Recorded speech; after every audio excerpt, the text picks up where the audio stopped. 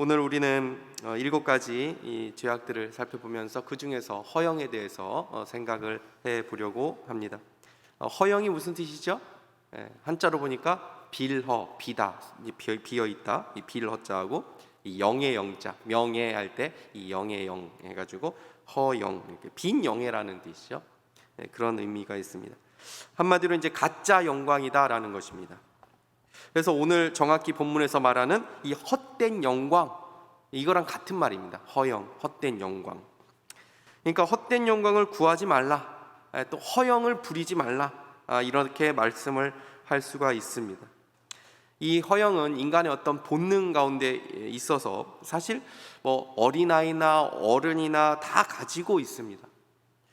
어린 시절 친구들 앞에서 좀 용감한 모습을 보이고 싶다고 이 철없는 이 위험한 행동을 한다거나, 또는 어떤 친구들하고 어울리기 위해서, 또는 친구들에게 인정을 받고 싶어서 아주 잘못된 행동을 하기도 하는데, 이게 다 허영의 모습들일 수 있다는 것이죠. 아이들뿐 아니라 이 성인이 되어서도 이 허영심이 있습니다, 우리 안에. 그래서 종종 뭐 예전에 그랬던 것 같아요. 이 어떤 자신의 이력이나 어떤 스펙을 부풀리다가 이 구설수에 오르는 경우들을 종종 보게 되지 않습니까? 예전에 한번 이제 뭐 한국인 최초, 뭐 그리고 뭐 수석 졸업, 뭐 이런 아주 총명한 사람으로 유명했던 사람이었는데, 알고 보니까 이것이 다 거짓이었다라는 것이 드러나서 사회적인 파장이 일어난 적도 있었던 것을 기억을 합니다. 이렇게 허영심은 명예, 또 칭찬, 인정에 대한 지나친 집착, 그리고 욕구를 통해서 나타나게 됩니다. 특별히 체면 문화가 조금 우리나라가 있지 않습니까? 이런 사회에서는 허영심이 자리 잡기가 쉽겠다라는 생각이 있습니다. 가짜 박사학위들도 막 한때 많이 해가지고 문제가 되지 않았습니까? 그리고 우리나라가 세계에서 명품 물건 가격이 가장 비싼 나라 중에 하나라고 하는데, 이렇게 명품이 인기 있는 이유도 역시 어떻게 자기를 과시할 수 있을까, 이런 어떤 과시의 도구로 여기는 경우가 많아서이지 않을까라는 생각을 해보게 됩니다. 이제는 뭐 스마트폰이나 유튜브 등 이 소셜 미디어가 일상화된 사회지요. 그런데 이제 자기 글이나 또 사진을 올릴 때 사람들의 그 반응에 민감해하는 사람들이 있죠. 좋아요 개수로 반응을 보면서 자신의 존재감을 확인하는 경우들이 있습니다. 근데 이런 그 허영이 교회에서도 작동하기가 쉽습니다. 이 허영이 교회에서 어떤 모습으로 이게 주로 나타날 수 있을까요?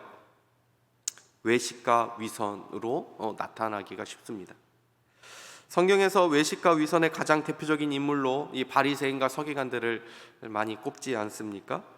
예수님께서 친히 이들을 외식하는 자다라고 칭하셨습니다.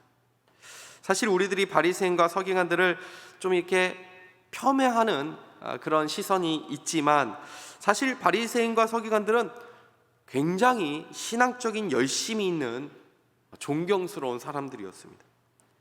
그들은 누구보다 구제에 힘썼던 사람이고, 기도와 금식에 열심이었으며 하나님의 말씀을 지키려고 정말 부단히 애를 쓴 그런 사람들이었습니다. 근데 문제는 무엇입니까? 이것을 하나님 앞에서 행하려고 하지 않고 사람에게 보이려고 했다는 것입니다. 지나치게 사람을 의식함으로써 이 외식과 또 위선으로 포장을 했기 때문에 예수님께서는 너희들은 마치 회칠한 무덤과 같다라고 그렇게 혼을 내시기도 하셨죠. 신앙생활에서 이 허영심이라는 것이 작동할 때에 이런 위험한 상태가 될 수 있다는 것입니다.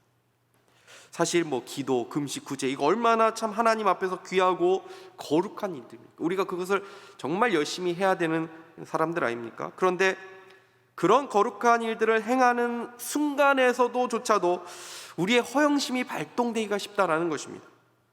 여기에는 우리도 자유롭지 못하죠. 하나님 앞에 기도하는 순간에서도, 하나님 앞에 예배드리는 순간에서도, 봉사하는 순간에도, 헌금을 하는 순간에도 우리는 하나님보다 사람을 더 의식할 수 있습니다. 신앙생활을 하면서 여전히 사람들이 나를 알아주기를 원하고, 대우해 주기를 원하고, 사람들에게 인정받기를 원하는 마음이 크다면 이 허영심을 우리가 경계할 필요가 있죠. 예전에 선배 목사님들이 종종 하시던 그 설교 시간에 하시던 말씀이 생각이 나는데, 가장 여러 마귀들이 있는데 그 중에 제일 무서운 마귀는 섭섭마귀다. 이런 섭섭마귀. 그래서 뭔가를 교회에서 하면서도 서운한 마음, 섭섭한 마음, 그러다가 실족하는 경우들이 사실 의외로 많이 있을 수 있다는, 이게 다 허영심의 발로가 된 것들일 수 있다는 것입니다. 허영심이 위험한 또 하나의 이유는 이 자기 기만의 특징을 가지고 있기 때문입니다. 이 허영이라는 것은 결국 자신을 이렇게 부풀리는 것입니다. 그렇게 자신을 사람들 앞에서 이렇게 거짓으로 부풀리게 되는 것이 습관화가 되가 되면 자기조차도 그 거짓에 무디어지게 됩니다. 그러면 결국 자기가 사랑하는 이 가까운 사람들과의 관계에도 그 건강한 관계를 유지하기가 어렵게 되는 것이죠. 진실한 모습으로 나아가지 못하는데, 진실한 마음을 나누지 못하는데 죄송합니다. 어떻게 주변 관계가 건강할 수 있겠습니까? 그러니까 점점 주변에 사람들이 떠나게 되죠. 그러니까 또 사람들의 인정에 다시 목말라 하게 됩니다. 이러한 악순환이 반복이 되는 것입니다. 또 하나의 허영심이 갖는 위험성은 하나님께 드려야 할 그 영광을 내가 취하고자 하는 그 죄성입니다. 허영심은 본질상 영광을 추구하는 것입니다. 하나님께서 인간을 그러한 존재로 창조하셨기 때문에 하나님의 영광을 추구하는 존재로, 타락하게 됨으로 인해서 하나님의 영광을 추구하지 않고 자신의 영광을 추구하는 것으로 변질이 되어 버린 것입니다. 사람들에게 인정을 받고 찬사를 받고 칭찬받고자 하는 마음이 우리 모두에게 있습니다. 그 허영심이 우리 마음을 가득 채우게 되면 하나님께 영광을 돌려야 할 그 순간, 그 자리에도 나의 영광을 추구하는 그 자리와 순간으로 만들고 싶어 하는 것이죠. 이렇게 하나님의 자리에 나를 올려두고자 하는 그 무서운 죄가 허영일 수 있다는 것입니다. 그렇다면 이 허영심과 우리가 어떻게 싸울 수 있을까요? 신약 성경에서 허영과 잘 싸웠던 그 사람들이 있습니다. 첫 번째는 바로 예수님입니다. 예수님은 누구보다 이 허영심에 사로잡히기 쉬운 환경에 늘 있으셨지요. 지금으로 말하면 예수님은 당시에 굉장히 대단한 영웅이었고, 이스라엘에서 예수님을 모르는 사람이 없을 정도로 참 인기가 많이 있었던 분이셨습니다. 예수님께서 배고픈 자들을 먹이시고 병든 자를 다 고치시고 많은 기적을 행하셨기 때문에 그 소문이 널리 퍼다하게 퍼져나가면서 사람들은 예수님을 한번 만나보고 싶어 했고, 예수님을 또 막 왕으로 삼으려고 몇 번 시도했던 적도 우리는 알고 있습니다. 누구라도 이런 상황이 되면 그 인기에 취하기가 쉽지요. 그러나 예수님은 이러한 사람들의 인정이나 어떤 찬사에 휘둘리지 않으셨습니다. 만약 예수님이 사람의 인정에 목이 말랐던 분이셨다면 예수님은 이 십자가의 사명도 끝까지 감당하지 못하셨을 것입니다. 사람들의 기대에 부응하려고 했다면 예수님은 늘 흔들리고 시달리는 삶을 살 수밖에 없었을 것입니다. 그러나 예수님은 사람들의 인정에 휘둘리지 않고 사람들의 반응에 따라 쉽게 흔들리지도 않으셨기 때문에 최후 승리를 얻으실 수 있었던 것이죠. 예수님과 같이 사람들의 영광이나 인정에 휘둘리지 않았던 또 다른 무리들이 있습니다. 그 사람들이 누구입니까? 예수님의 제자들과 사도들이었습니다. 특별히 이 사도 바울을 한번 생각해 보겠습니다. 사도 바울이 이 바나바와 함께 루스드라에 이제 가가지고 이제 못 걷는 사람을 일으키는 기적을 행했었죠. 이때 이 기적을 본 주변 사람들이 뭐라고 외쳤습니까? 야, 신이 돼서 사람으로 여기 왔구나 하면서 그 앞에 막 제사를 막 차려서 드리려고 그렇게 했습니다. 그때 바울과 바나바가 어떻게 했습니까? 옷을 막 찢으면서 사람들 앞에 나아가서 우리도 같은 사람이다 라고 외치며 복음을 그 순간에 전하는 것을 우리는 보게 됩니다. 또 고린도전서를 보게 되면 바울이 이 거짓 교사들과 이제 논쟁을 하는 모습이 나오는데, 당시 거짓 교사들은 바울의 이 사도성, 네가 정말 사도가 맞냐라는 것에 대한 공격을 많이 했습니다. 거짓 교사들은 당시 그냥 사람들이 아니라 사람들에게 인정받을 만한 어떤 조건과 그런 이력과 또 화려한 언변, 또 추천서들을 갖고 있었습니다. 그렇기 때문에 그런 영향력이 많이 있었던 사람들이었습니다. 그런데 이런 거짓 교사들에게 대항하는 사도 바울의 모습을 보십시오. 그는 똑같은 방식으로 대하지 않습니다. 그렇게 대항하지 않습니다. 끝까지 자신의 어떤 외적인 조건, 또 스펙, 이런 것들을 나름대로 사도 바울도 내세울 수 있었음에도 불구하고 바울은 자신이 자랑할 수 있는 것을 끝까지 그것을 통해서 자기를 증명하려고 하지 않고 하나님이 내 증인이시다, 하나님이 나의 추천자다 라고 말하면서 자신의 사도성을 하나님께 끝까지 기대는 그런 모습을 보이고 있습니다. 예수님과 바울을 통해 우리가 이 허영과 어떻게 싸울 수 있는지를 우리가 생각해 볼 수 있습니다. 먼저 하나님 앞에 우리가 받을 상을 집중할 때에 우리는 허영에서 벗어날 수 있는 것이죠. 마태복음 6장 1절에서 4절까지의 말씀 한번 보시겠습니다. 사람에게 보이려고 그들 앞에서 너희 의를 행하지 않도록 주의하라. 그리하지 아니하면 하늘에 계신 너희 아버지께 상을 받지 못하느니라. 그러므로 구제할 때에 외식하는 자가 사람에게서 영광을 받으려고 회당과 거리에서 하는 것 같이 너희 앞에 나팔을 불지 말라. 진실로 너희에게 이르노니 그들은 자기 상을 이미 받았느니라. 너는 구제할 때에 오른손이 하늘 것을 왼손이 모르게 하여 내 구제함을 은밀하게 하라. 은밀한 중에 보시는 너희 아버지께서 갚으시리라. 이 땅에서 사람의 영광을 취하려고 하면 하늘에서 받을 상이 없다는 것입니다. 그러나 사람들 앞에서가 아니라 하나님 앞에서 행하면 하늘의 상이 너희들에게 있을 것이다 라고 말씀합니다. 아무도 몰라도 하나님은 아신다. 하나님의 칭찬이 있을 것이다. 이것이 이 땅에서 우리가 보상을 받지 못한다 하더라도 하나님 앞에 끝까지 충성할 수 있는 힘을 주는 것입니다. 히브리서 말씀에서도 믿음의 사람들이 상 주시는 이를 바라보고 모든 수모와 고난을 참아내었고 믿음의 길을 끝까지 완주했다라고 말씀합니다. 그들 모두 거짓 영광, 이 세상의 영광을 추구하지 않고 진짜 영광을 바라보며 살았던 사람들이라는 것입니다. 우리가 최고의 인정과 칭찬은 이 땅에서 받는 것이 아니라 하나님 앞에 받는 것임을 기억할 때 우리가 이 허영에서 벗어날 수 있게 되는 것입니다. 하나님께 인정받는 것, 하나님께 상을 받는 것이 우리의 최고의 영광이고 최고의 보상이라는 것을 믿을 수 있기를 바랍니다. 목사님, 저는 하나님의 나중에 가가지고 하나님 상 받는 것보다 지금 당장의 상이 필요합니다. 하나님 앞에 나중에 인정받는 것 그것도 좋지만 이 땅에서 좀 받았으면 좋겠습니다 라고 생각하시 모르겠습니다. 그러나 하나님의 상은 이 땅의 상과는 우리가 상상할 수 없을 만큼의 차원이 다른 것입니다. 우리는 하나님의 상을 잘 모르는 것이죠. 그러나 하나님의 상은 이 세상의 것과 다릅니다. 하나님의 상이 영광스러운 이유는 바로 그 상을 주시는 분이 하나님이시기 때문입니다. 우리 자녀들이나 또 손주들이 가끔씩 교장 선생님께 상을 받으면 우리가 자랑스럽고 기쁘지 않습니까? 그러나 경기도 교육감에게 받는 상은 훨씬 더 자랑스럽겠죠. 국무총리상을 만약에 받았다고 하면 더 자랑스러울 것입니다.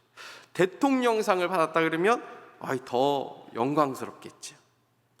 우리가 사는 세상도 이렇게 어느 위치에 있는 사람이 상을 주는가에 따라서 그 상에 차등이 있고 그 영광의 차등이 있는데, 하물며 그 위치가 한계가 없으신 온 우주의 창조주이신 하나님께서 주시는 상이라면 그 상이 얼마나 영광스러운지 우린 조금이나마 좀 짐작을 해볼 수 있을 것입니다.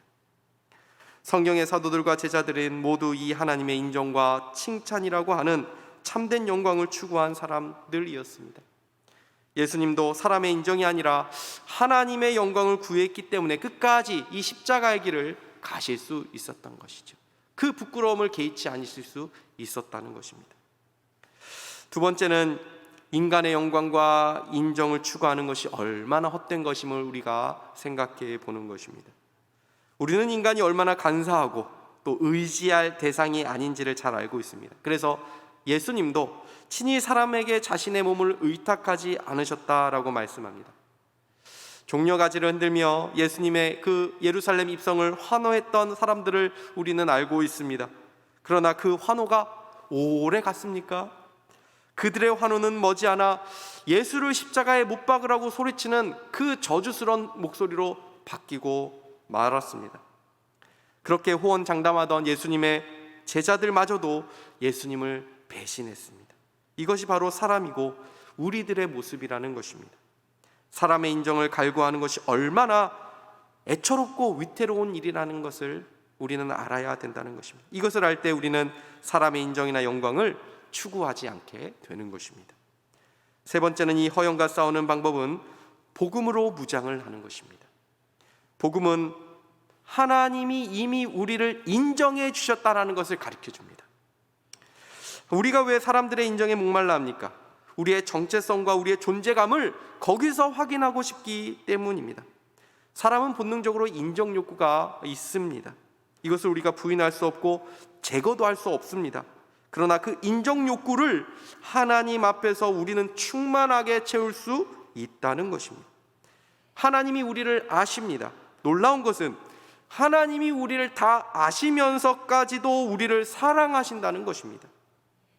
그러니까 우리는 하나님 앞에서 우리의 속마음이 들킬까봐 우리의 그 내면의 모습들, 그런 것들이 보여질까봐 노심초사할 필요가 없습니다. 우리의 치부가 드러날까봐 염려하지 않아도 됩니다. 복음은 그리스도 안에서 하나님이 우리를 완전하게 인정해 주셨다는 소식입니다. 이번 부활주일에도 우리가 함께 말씀을 나누겠지만 예수님의 부활의 중요한 의미 중에 하나는 바로 우리의 칭의입니다. 하나님 앞에서 내가 의롭다함을 받았다, 하나님 앞에서 내가 인정받는 존재가 되었다라는 것입니다. 그러므로 하나님 앞에 우리가 더 나은 모습을 갖추려고 애쓸 필요가 없습니다. 우리를 포장할 필요도 없습니다. 이 복음이 얼마나 우리에게 자유함을 주고 만족감을 줍니까? 그러므로 이 복음을 깊이 묵상하고 이 복음 앞에 나를 늘 세울 때 우리는 더 이상 세상의 명예와 세상의 인정과 세상의 성취에 대해서 과도하게 집착하지 않게 되는 것입니다. 다른 사람이 나를 무시하는 것 같아도 거기에 큰 상처를 받지 않습니다. 사람의 인정은 구름과 같다는 것을 알게 됩니다. 우리와 봉사와 섬김이 이제 감사와 자유함 속에서 행하게 되는 것이죠. 마지막으로 이 허영과 싸우는 좋은 방식은 사람들의 시선이 없는 그 골방에서 하나님과의 친밀한 교제를 늘 정기적으로 누리는 것입니다. 예수님이나 바울이나 예수님의 제자들은 모두 사람들을 떠나서 개인적으로 하나님과의 은밀한 시간을 가졌던 그런 사람들이었습니다. 우리의 골방이 있어야 됩니다. 아무도 보지 않는 곳에서의 나의 모습이 진짜 모습이다라고 하는 말이 있습니다. 사람의 말이 들리지 않는 곳, 하나님의 말씀만에 귀를 기울일 수 있는 곳, 사람의 시선이 아니라 하나님의 시선을 느낄 수 있는 그 시간과 장소가 필요합니다. 어쩌면 이번 코로나 기간이 이런 훈련을 할 수 있는 좋은 기회가 되었다라고 저는 생각을 합니다. 우리는 코로나를 통해서 비로소 우리 신앙의 민낯을 보게 되지 않았습니까? 교회 나갈 수 없는 상황에서 우리는 비로소 우리의 신앙의 수준을 확인하게 되었습니다. 그동안 나의 신앙을 하나님 앞에서 행했던 신앙이었는지 아니면 사람들의 시선에 더 많은 영향을 받았던 신앙이었는지를 우리가 이번 기회를 통해서 확인해 볼 수 있게 되는 것입니다. 그러므로 이 기간은 하나님 앞에서 나의 신앙을 보일 수 있는 절호의 기회입니다. 지나고 나서 볼 때에 지금의 이 시간이 하나님 앞에서 인정받는 삶을 우리가 살아야 하지 않겠습니까? 지금 우리는 하나님 앞에 어떤 신앙을 보이고 있습니까? 아무도 없을 때, 아무도 신경을 쓸 필요가 없는 이때에 우리는 우리를 보시는 하나님의 시선과 인정에 관심을 두어야 하는 것입니다. 오직 하나님께 영광, 솔라데오 글로리아, 이것은 그리스도인들이 많이 사용하고 또 자주 우리가 외치는 구호이고 또 종교개혁 정신을 나타내는 5가지 표제 중에 하나입니다. 이 말의 정확한 의미는 오직 영광, 하나님께만 영광을 돌려야 한다는 말입니다.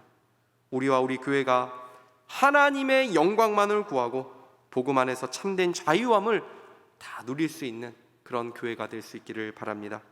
마지막으로 오늘 묵상 구절을 같이 읽고 마치도록 하겠습니다. 고린도후서 4장 18절 말씀인데요, 우리 같이 한 목소리로 읽어보도록 하겠습니다. 시작. 우리가 주목하는 것은 보이는 것이 아니요 보이지 않는 것이니 보이는 것은 잠깐이요 보이지 않는 것은 영원함이라. 아멘. 기도하시겠습니다. 하나님 아버지, 은혜와 사랑을 감사합니다. 우리 안에 있는 우리를 높이고자 하는 마음, 사람들에게 인정받고자 하는 마음, 우리의 영광을 추구하고자 하는 그 헛된 영광이 우리 안에도 있음을 오늘 말씀을 통해서 깨닫게 되었습니다. 주여, 우리를 불쌍히 여겨주시고 주님을 사랑하고 주님만을 높이고 주님만을 영화롭게 하는 그 마음이 우리 마음에 가득 채워질 수 있도록 인도하여 주시옵소서. 이 땅을 살아가는 동안 사람의 인정과 칭찬에 목말라며 불행하게 살아가는 인생이 아니라 이미 우리를 인정해 주시는 하나님을 바라보면서 그 하나님의 인정과 칭찬을 바라보면서 이 땅에서 지혜롭게 살아가는 저희 모두가 되게 하여 주시옵소서. 이 시간에도 주의 은혜를 구합니다. 우리의 가정과 우리의 교회와 우리나라를 위해서 기도할 때에 하나님의 한량없는 은혜로 인하여 우리 마음 가운데 주님으로 인하여 만족함을 누리는 복된 이 시간 되게 하여 주시옵소서. 감사드리며 예수 그리스도의 이름으로 기도하옵나이다. 아멘.